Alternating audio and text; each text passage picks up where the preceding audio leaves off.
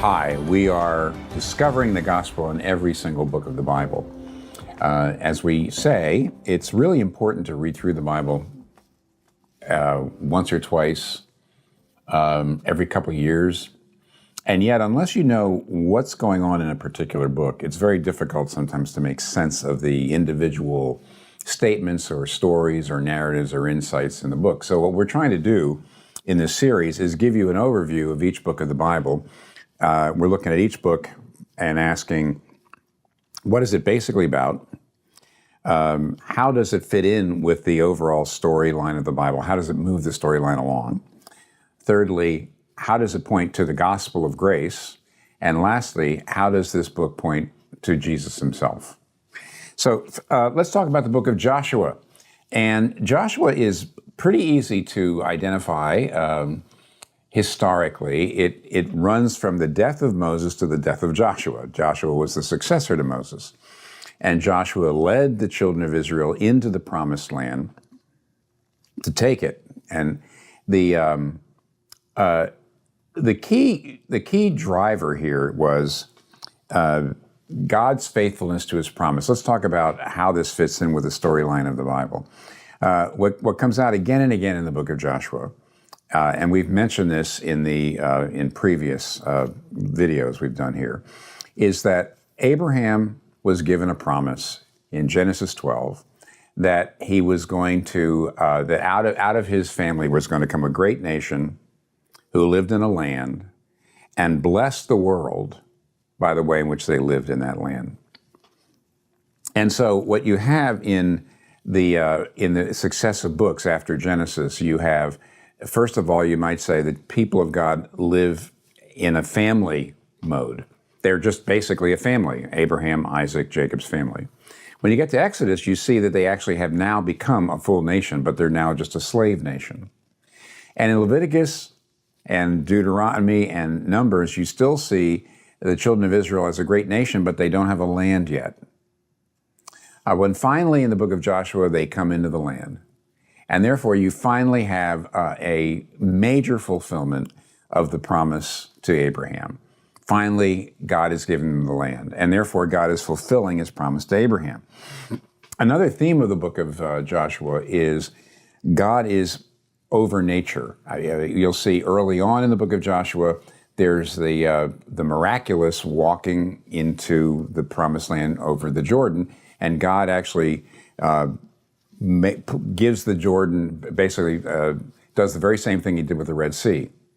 What he does is a miracle in which the waters of the Jordan are stopped up so that people can go over on dry land.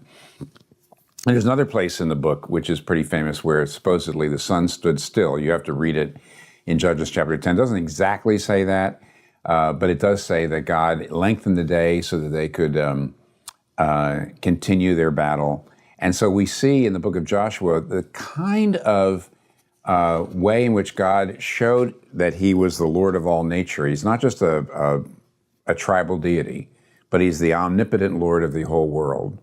The way he showed himself to be that in the book of Exodus, he does that again in the book of Joshua.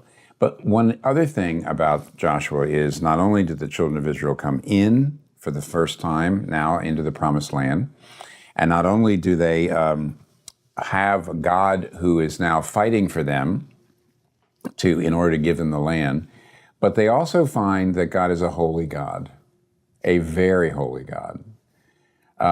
And there's a lot of things in the book of Joshua that trouble a lot of people. One of them is there are places where he says that this entire city, the people are wicked and they are devoted to destruction.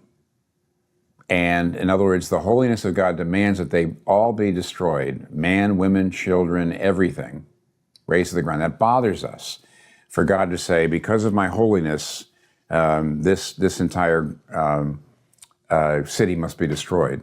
But what's interesting is the holiness of God is not racially, it doesn't racially favor the Jews.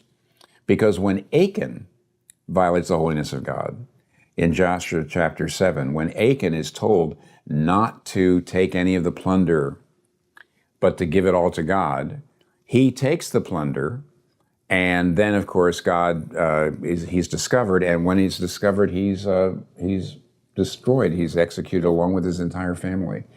And what that shows is there's something about God's holiness which bothers us, yet it's absolutely just and fair. It's not really like he's saying, well, my holiness is on the side of the Jews, and I'm just after the Gentiles. No, the holiness is not on the side of anybody but God himself. So we actually see a side to God, a holiness that we haven't really maybe seen since the book of Leviticus in the book of Joshua. The book of Joshua, by the way, breaks down into two parts. 1 to 12 is where they actually come in and they take the land. And then chapter 13 to the end is how they allocate the land to the various tribes. And so in that sense, it's rather straightforward. How does it help the biblical story move along? As I said, this actually is the next chapter in the story. The real question is, will the children of Israel now, that they not only are a nation, but they have the land, will they now be a witness to the nations? And so in Joshua, you actually see them moving from being, like I said, they were a family in Genesis, then they became a nation in Exodus, Numbers, Leviticus, and Numbers, and Deuteronomy, and now they're in the land. Now they are an actual nation with a land, with a culture, with a society. Will they be able to establish a society that bears witness to God? And if you read the book of Joshua, you'll actually see it's fairly optimistic. Judges will be different. It's fairly optimistic. And even at the very end of his life, at the end of the book of Joshua, which is chapters 23 and 24, where Joshua gives his final exhortation, there's still a lot of hope on everybody's part that we're going to move from being a nation into having the land and then now being a witness. But of course, as we're going to see in the book of Judges, that's not what happens. Where are the principles of grace and where does it point to Jesus? Let's say briefly this. One of the most interesting characters in the book of Joshua is Rahab. Do you know Rahab, who was a prostitute, who took care of the spies in Jericho, and then she and her family were saved, even though Jericho was destroyed? Rahab is mentioned more often in the New Testament than even Joshua is. And the book of Hebrews talks about the fact that Rahab, though she was a prostitute, she showed faith. She was saved by faith, not by works. She was a prostitute. And that just shows that you're saved by grace and by faith, not by your good works or your pedigree. And one of the most fascinating things about Rahab is that she's actually in Jesus' genealogy. If you read the genealogy in Matthew chapter 1, you'll see that, believe it or not, Rahab was one of his mothers, one of his foremothers. And that shows that it doesn't matter who you are or what you've done. It doesn't matter whether you're a prostitute. It doesn't matter whether you're a hit man for the mob. You believe in Jesus Christ. You're in his family. You're in his family. Jesus is the ultimate rest giver. Joshua was trying to bring the people rest by giving them a land. Well, Jesus is the ultimate rest giver, as we know, Hebrews chapter 3. But one other interesting thing is, whereas Joshua gave the children of Israel a land through some pretty vicious fighting, a lot of violence, Jesus Christ gives us a new heavens and new earth, a perfect land, through taking that violence on himself. And that's the last thing I need to say. The book of Joshua is very troubling to a lot of people because in it, God is a warrior and he fights against evil, but in many cases, he destroys people. When Jesus Christ comes along, he doesn't seem like a warrior. He actually is weak. He goes to the cross. He's slain. But what's going on in Jesus is we are learning a new way to fight against evil. In the Old Testament, very often the way to fight against evil was literally to take up a sword and go destroy the wicked. But in the New Testament, we've got a great little hymn, by the way, that explains what we do as far as Romans chapter 12 is, don't repay evil for evil, but overcome evil with good. Not with swords loud clashing, nor roll of stirring drums, but with deeds of love and mercy the heavenly kingdom comes. Jesus Christ has taught us the way to overcome evil, the way to fight against evil, the way to war against evil is by love and forgiveness and kindness and mercy.